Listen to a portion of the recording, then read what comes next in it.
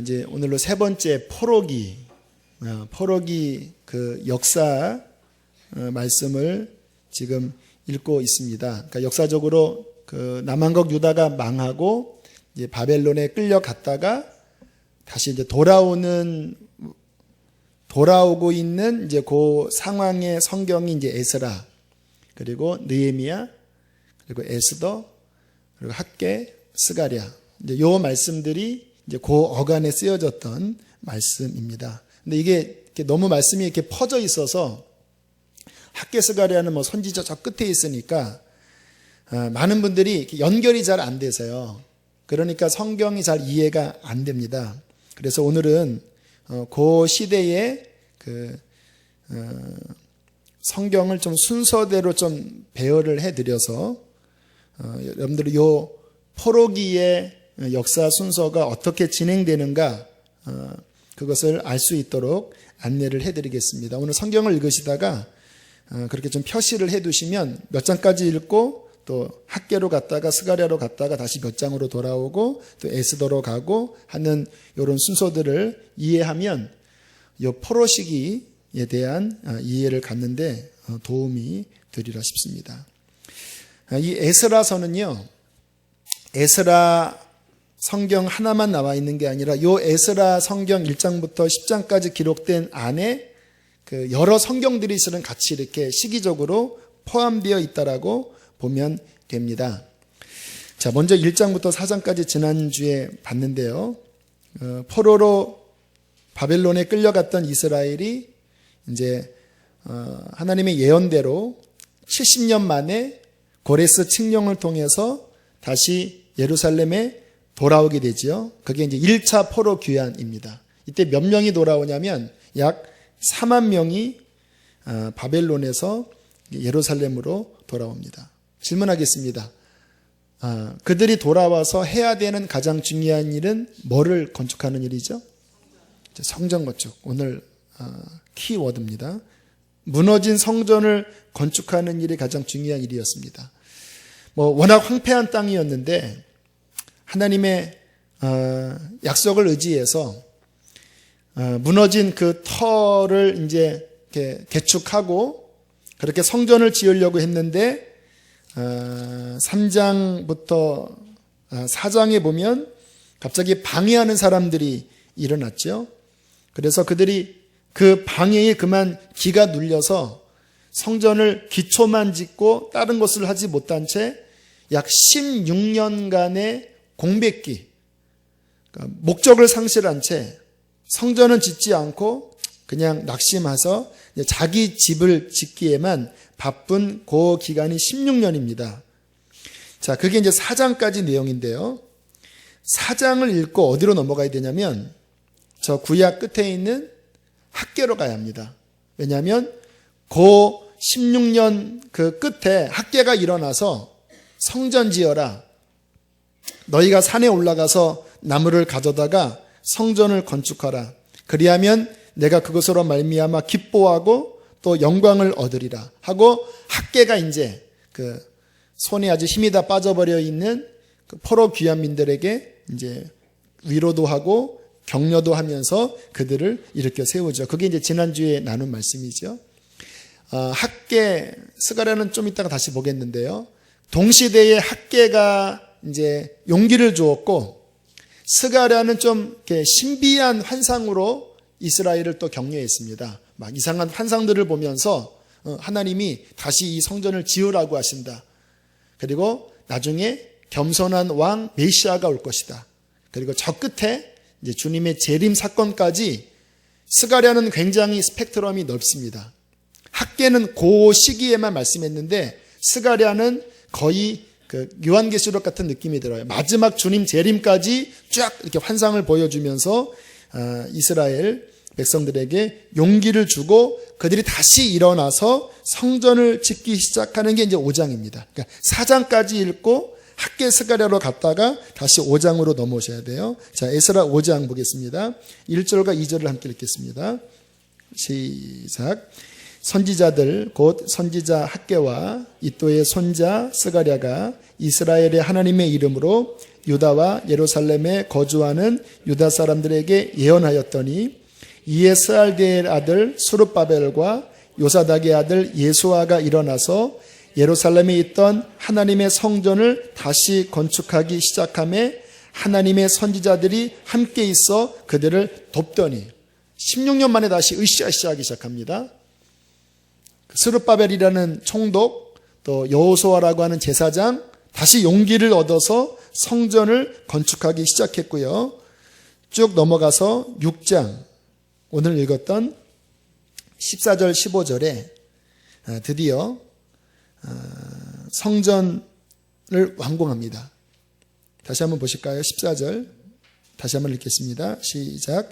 유다 사람의 장로들이 선지자 학개와 이또의 손자 스가라의 권면을 따랐으므로 성전 건축하는 일이 형통한지라 이스라엘 하나님의 명령과 바사왕 고레스와 다리오와 아닥사스다의 조서를 따라 성전을 건축하며 일을 끝내되. 자, 1차 목적이 완수됐지요.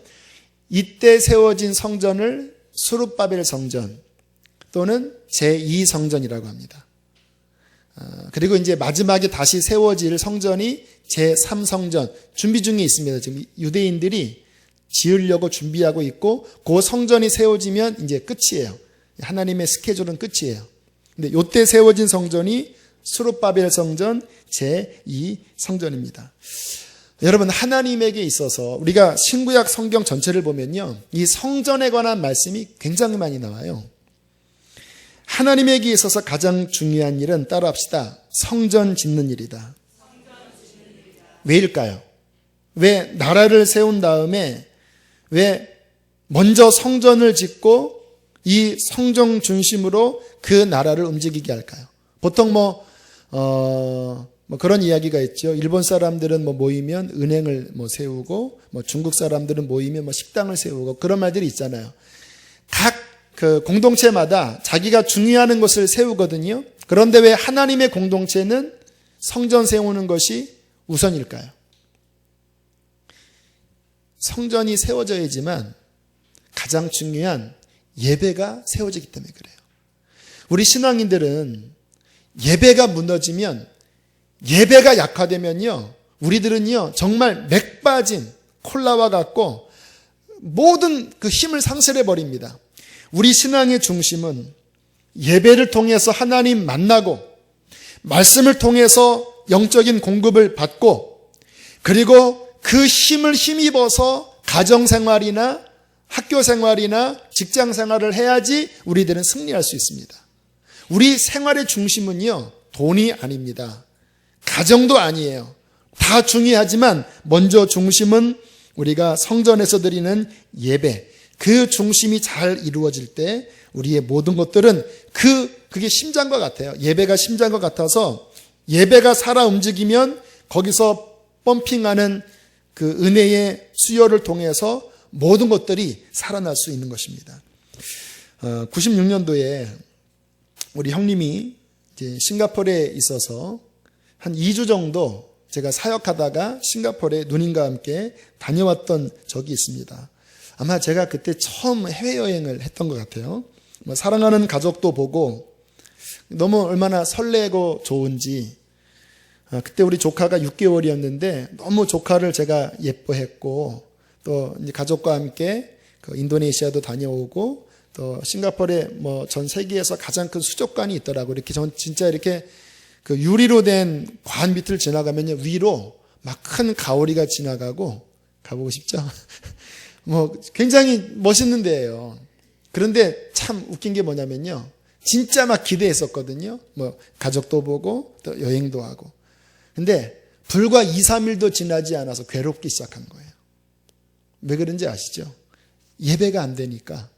예배가 안 되니까 하루 이틀은 새로운 환경으로 인해서 내 육신이 좋아했는데 3일쯤 지나가서 기도도 제대로 못 드리고 예배가 안 되니까 그다음부터는 막 빨리 가고 싶은 거예요, 정말.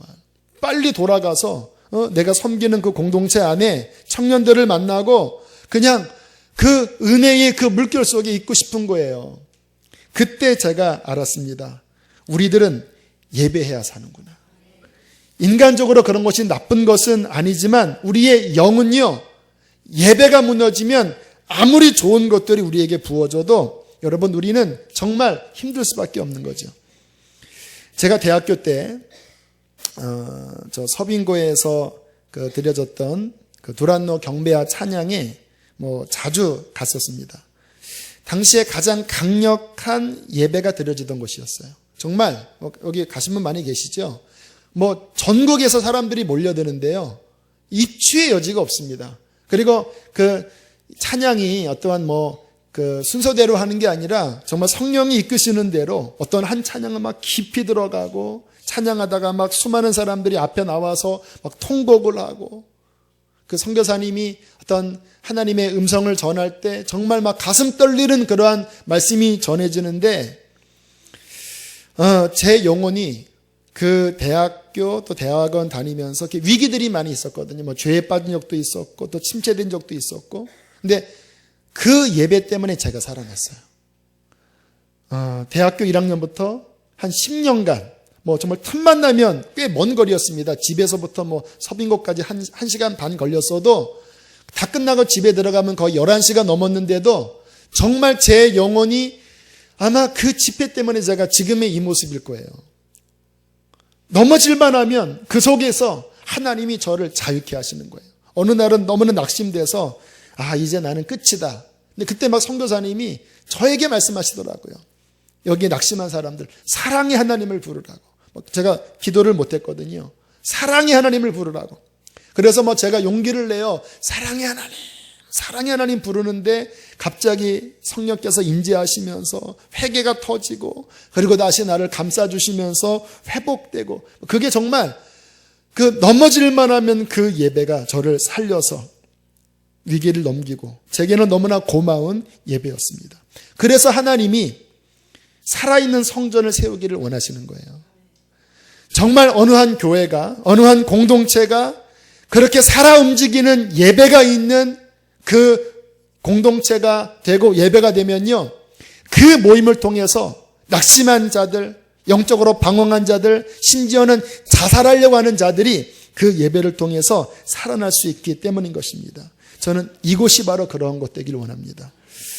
어제 너무나 감사하더라고요. 새벽 4시에 나와서 이제 한몸기도회를 드리고, 그랬더니 평소보다 여러분들이 이른 시간에 이제 벌써 이제 밤부터 이렇게 기도를 하셨는지 잠옷실에는 신발들이 많이 놓여져서 이렇게 주무시는 것 같았고요. 또 본당 안에도 새벽 4시에 여러분들이 기도하셨고, 또 낮에도 가끔 이렇게 보니까 계속 이제 기도가 끊어지지 않더라고요. 저녁에 8시에 다시 와서 기도를 했습니다. 정말 감사한 많은 분들이 구석구석에서, 또 저 잠옷실에는 젊은이들이 또 모여서 또 기도회를 하고, 아마 3층에서는 청장년들이 모인 것 같아요. 3층, 4층 본당에 수많은 사람들이 와글와글 기도하는 모습을 보면서 하나님이 무척 기뻐하시겠다. 이 교회를 하나님께서 무척 좋아하시겠다. 그러면서 제 마음에 주님, 이게 부흥의 전조입니까? 라는 생각이 들었습니다. 왜냐하면 어제 새벽에 눈을 떴는데 제 심령 속에서 부흥 찬양이 나왔어요. 부흥 찬양. 부흥에 관한 찬양. 근데 저는 찬양으로 응답을 자주 받는데, 주님께서 마치 이 교회가 그렇게 기도로 살아나고 일어나는 모든 것들은 하나님께서 앞으로 이루실 어떤 부흥의 역사의 어떠한 나름대로의 청사진 같은, 아직은 완전하진 않지만 그렇게 사람들이 이곳에 모여서 기도하는 열기가 살아나고, 여기서 막 기도가 일어날 때 그곳에 하나님께서 부흥을 내려주시고 이 마지막 때의 중요한 일을 감당하게 하실 것이라는 마음이 들더라고요.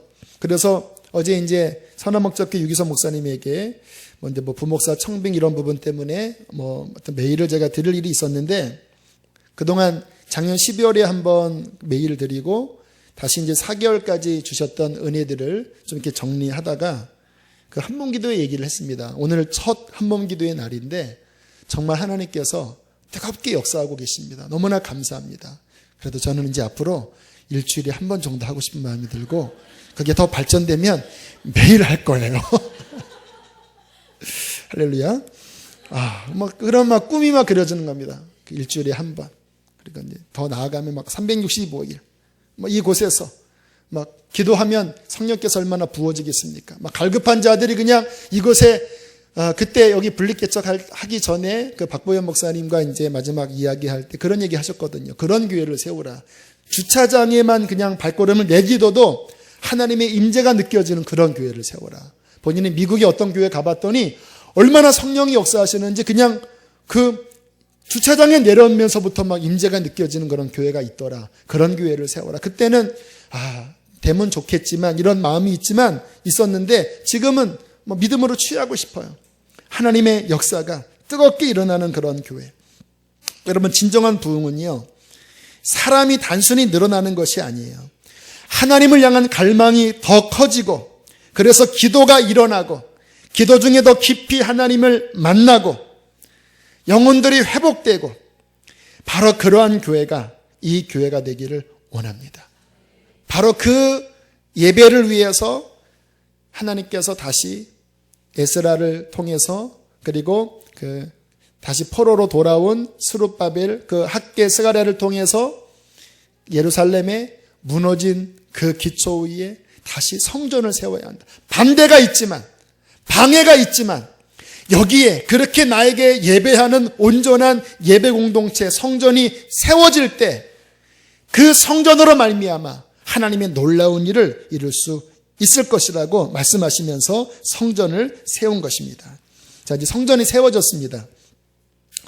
6장까지 읽고 어디로 들어가셔야 되냐면 에스더로 가셔야 합니다. 자, 장면이 바뀝니다. 지금 에스라 6장까지는 성경 안 쳐줘도 괜찮아요. 그냥 구두로 설명할게요. 에스라까지는 장면이 예루살렘이에요. 그런데 요 성전 세우고 어떠한 시기에 다시 장면을 바꿔서 페르시아, 바벨론이 망했죠. 그 다음이 페르시아이잖아. 페르시아에서는 또 악한 영이, 아무튼 악한 영은요, 하나님의 역사를 방해하려고 몸부림치거든요. 악한 영이 유대인들을 죽이려고 하만이라고 하는 그 장군을 통해서 유대인을 말살하려고 하는 모든 계획을 다 세워버려요. 하지만 우리 하나님께서 미리 에스더 왕비 세우시고, 그리고 끝에 가서 역전시키셔서 오히려 화가 변하여 하나님의 축복의 기회로 바꾸시는 놀라운 역사의 이야기가 에스더서입니다. 그게 이제 요 에스더에 흐르는 어떤 그런 분위기가 실은 이스라엘 역사 내내 자주 있었습니다. 사탄이 유대인을 말살시키려고 하는 정책들이 역사에 계속 있었어요. 1900년도 초에 들어와도 히틀러가 유대인들을 그래서 600만 명 죽이잖아요. 그런데 그것으로 끝나지 않고 오히려 전화위복이 되어서 이스라엘이 독립하는 또 놀라운 역사로 하나님께서 반전시키지 않습니까?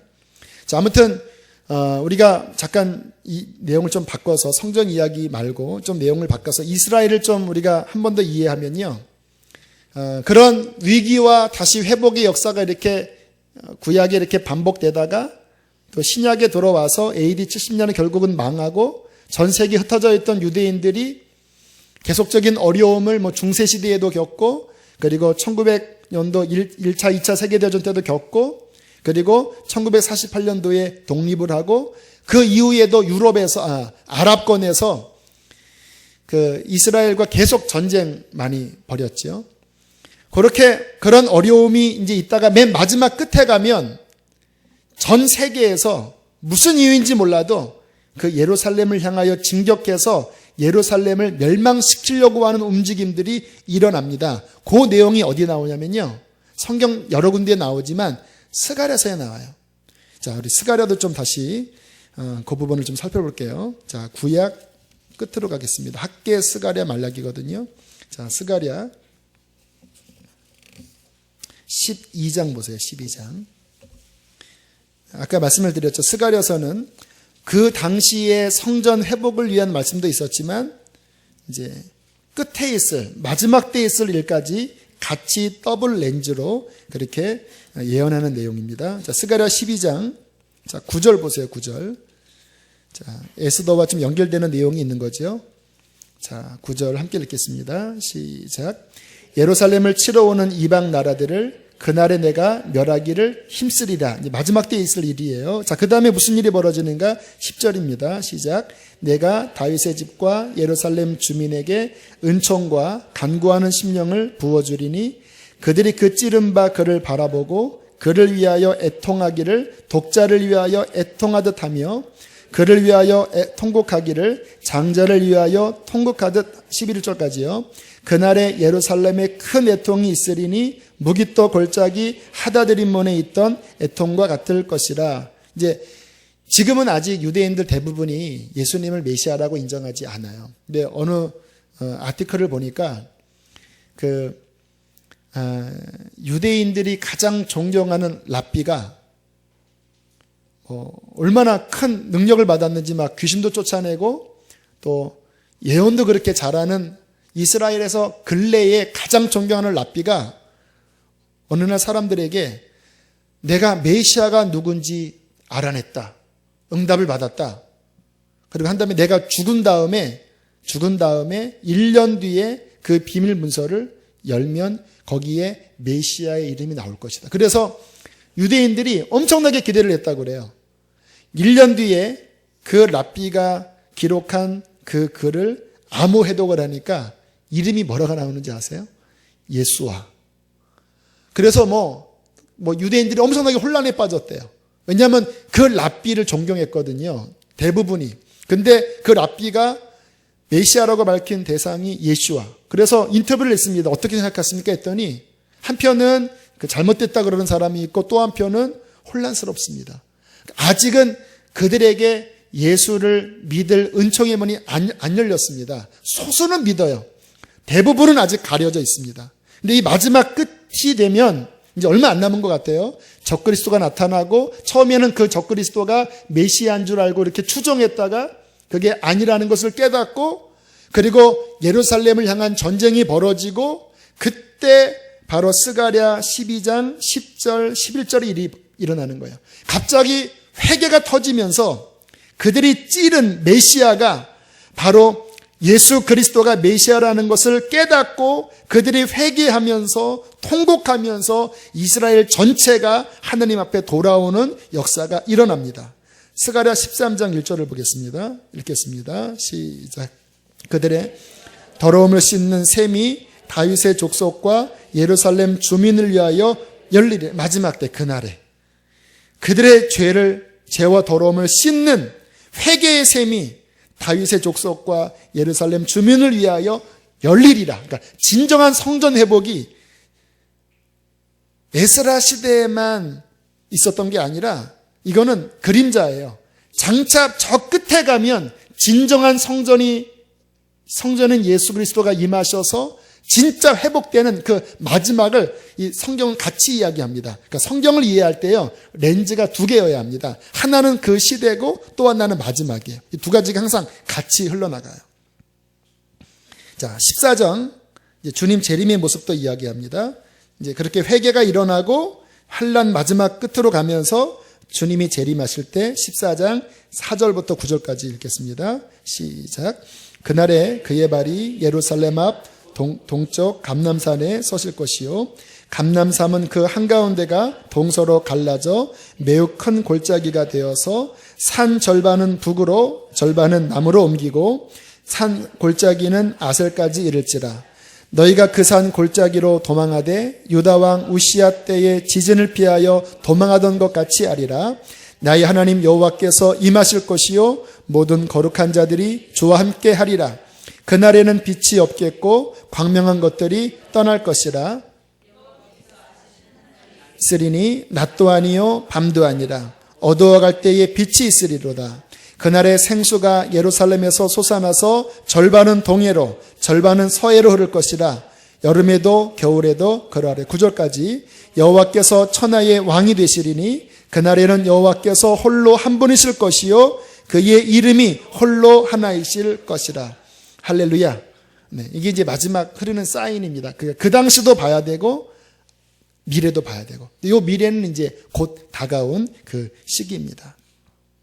자, 그렇게 이제 에스더 사건 이스라엘의 위기와 회복, 또 스가랴의 어떤 예언들, 이런 내용들을 좀 정리하면 좋겠고요. 자, 다시 이제 에스라 7장으로 돌아오시면, 에스라 7장으로,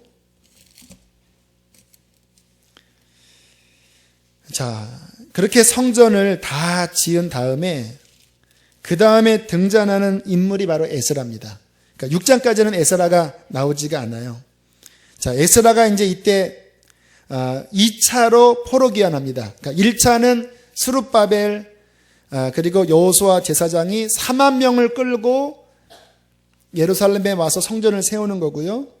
자, 그로부터 시간이 아마 한 80년 정도가 흐른 것 같아요. 80년 정도 흐른 후에 이제 에스라가 이번에는 한 남자만 2,000명이니까 뭐 여자와 아이들 합치면 한 5,000명 정도 추산할 수 있을 것 같아요. 한 5,000명 정도를 데리고 2차로 포로 귀환을 하게 됩니다. 자, 성전도 지어졌어요. 그러면 에스라가 와서 하려고 했던 일은 무엇일까요? 에스라가 와서 하려고 했던 일들은 성전을 세운 그들에게 따라합시다. 하나님의 말씀을 가르치는 일이다. 자, 왜냐하면 성전은 지었는데 하드웨어는 갖춰졌는데 소프트웨어가 너무 약한 거예요. 열심히 건물은 줬는데 말씀이 약하니까 건물은 져놓고 예배가 제대로 되지 않았습니다. 그래서 그들에게 무슨 어려움이 있었냐면요, 9장으로 넘어가면 이러한 일이 벌어졌습니다. 어처구니 없는 일이 벌어졌죠. 그 하나님의 그 은총을 받아서 다시 그 예루살렘 성전을 세웠던 그 귀중한 사람들이 말씀이 없으니까 이러한 행태를 벌였습니다. 9장 1절과 2절 함께 읽겠습니다. 시작. 2일 후에 방백들이 내게 나와 이르되 이스라엘 백성과 제사장들과 레위 사람들이 이 땅 백성들에게서 떠나지 아니하고 가나안 사람들과 헷 사람들과 브리스 사람들과 여부스 사람들과 암몬 사람들과 모압 사람들과 애굽 사람들과 아모니 사람들의 가증한 일을 행하여 그들의 딸을 맞이하여 아내와 며느리로 삼아 거룩한 자손이 그 지방 사람들과 서로 섞이게 하는데 방백들과 고관들이 이 죄에 더욱 으뜸이 되었다 하는지라. 성전 세운 사람들이, 제사장들이, 레위인들이 그것 때문에 망했는데 그 땅 가나안 아모리 족속 그 여자들과 통혼을 하면서 거기에서 애도 놓고 그들의 그 잘못된 것들을 그냥 섞여지게 하는 그러한 잘못을 저지르는 어처구니 없는 일들이 벌어진 거예요.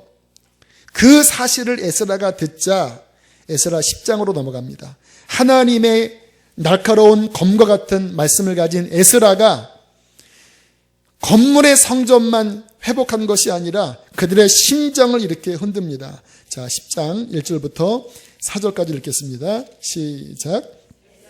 하나님의 성전 앞에 엎드려 울며 기도하여 죄를 자복할 때에 많은 백성이 크게 통곡하며 이스라엘 백성 중에서 백성의 남녀와 어린아이의 큰 무리가 그 앞에 모인지라.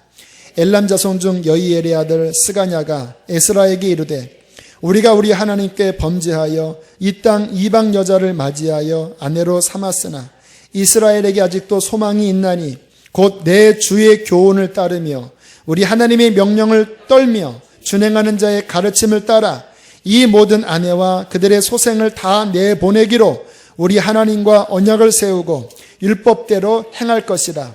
이는 당신이 주장할 일이니 일어나소서, 우리가 도우리니 힘써 행하소서 아니라.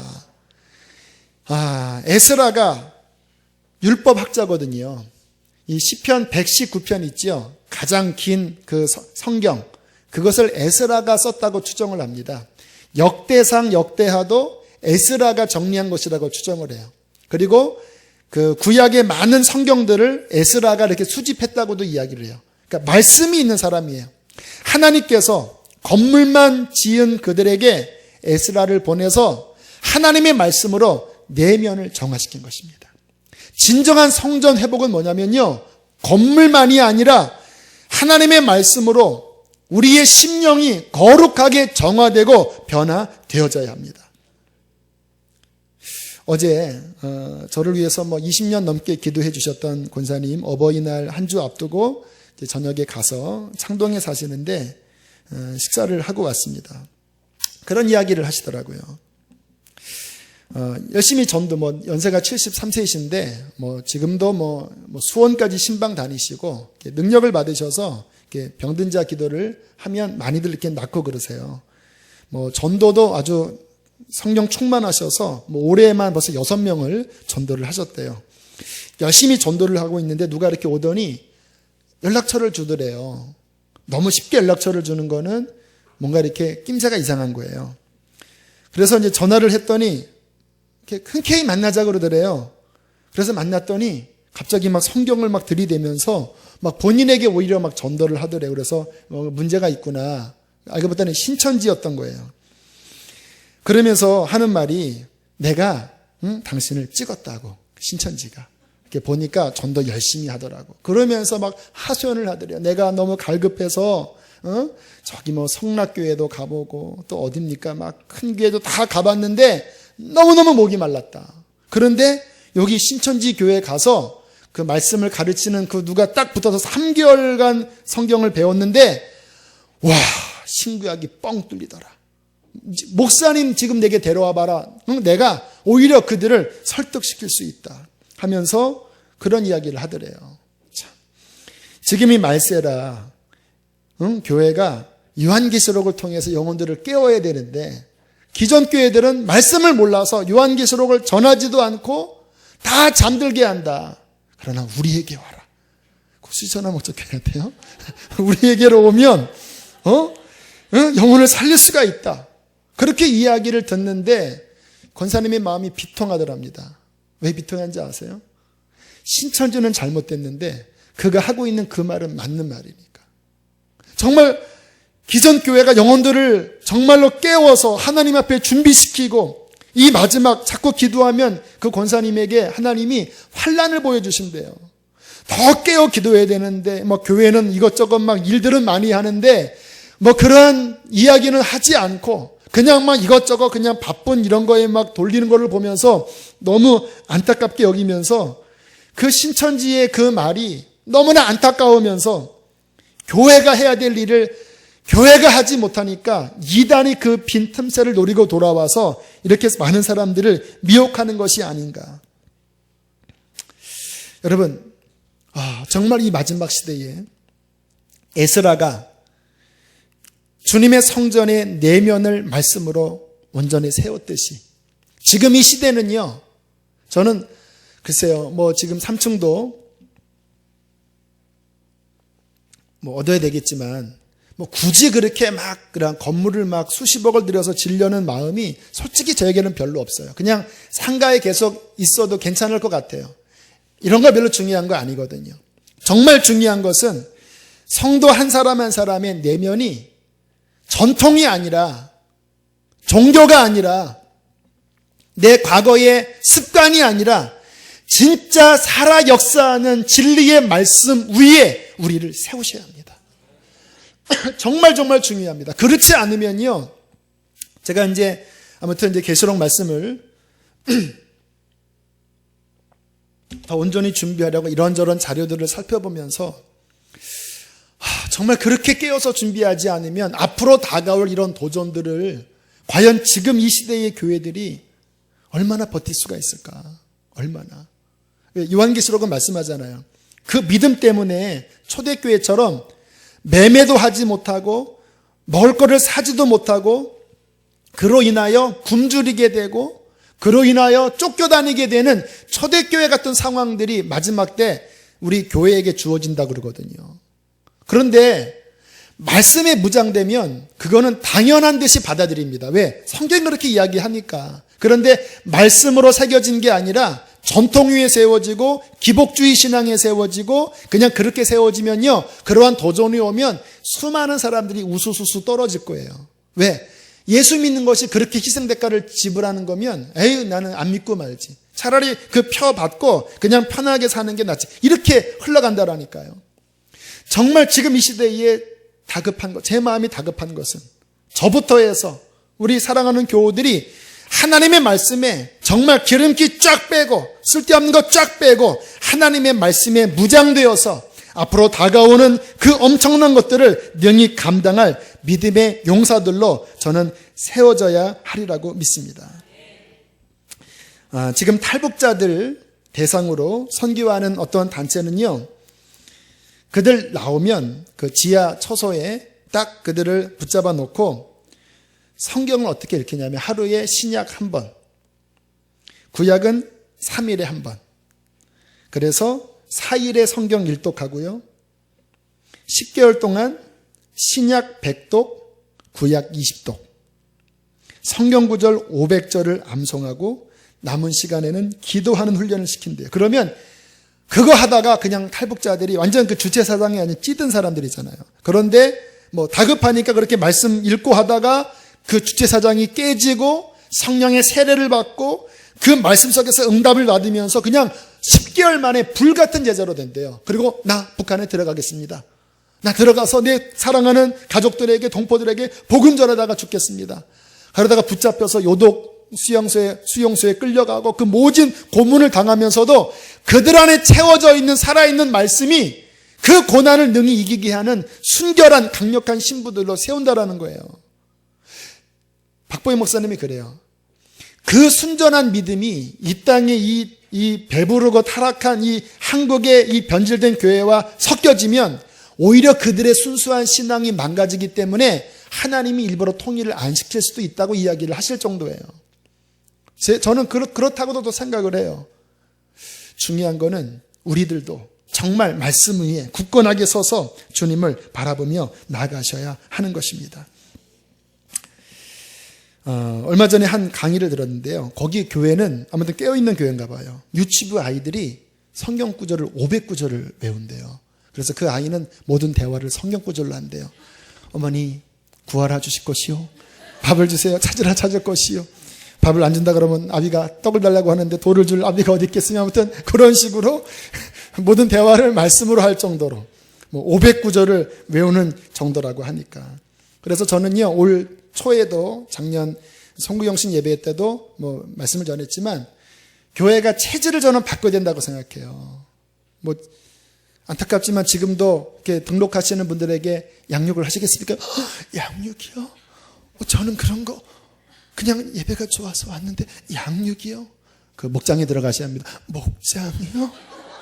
어머 부담, 이게 뭐야? 이러면서 막 놀래요. 그래서 간사님이 되게 막 지금 당황하고 계세요. 저도 고민스럽습니다.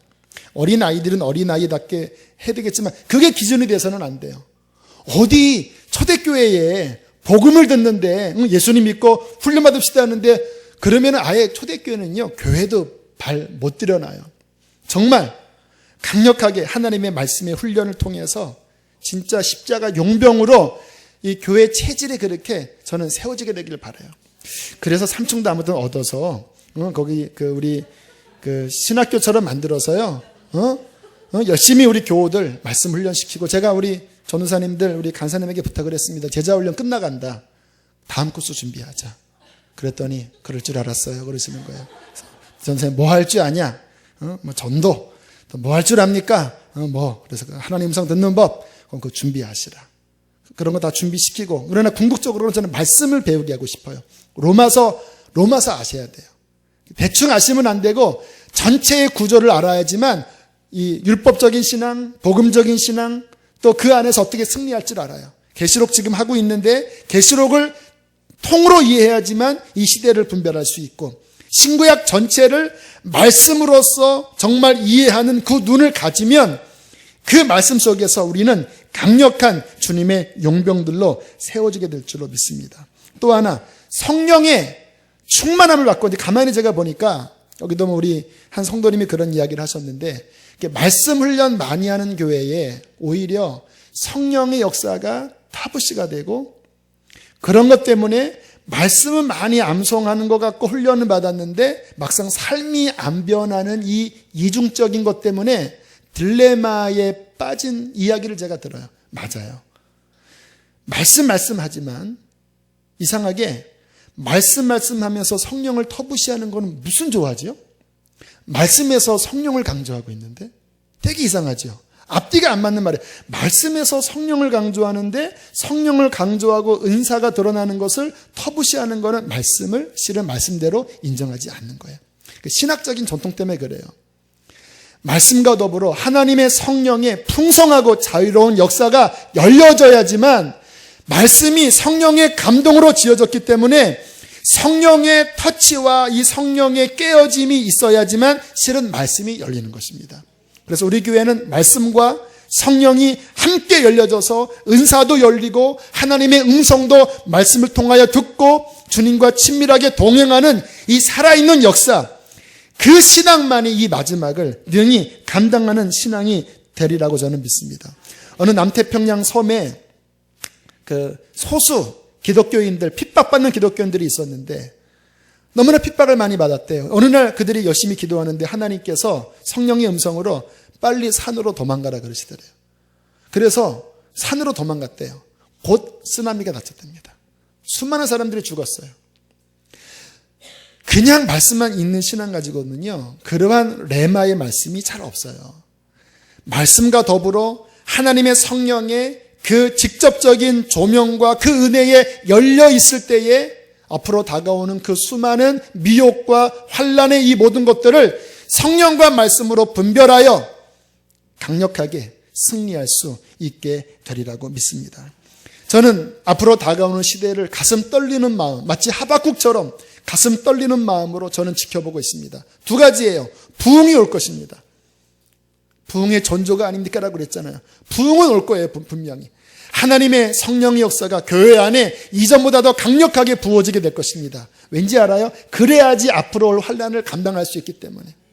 주님이 교회를 사랑하시기 때문에 부흥을 부어주실 거예요. 그래서 예배가 더 깊어지게 될 것입니다.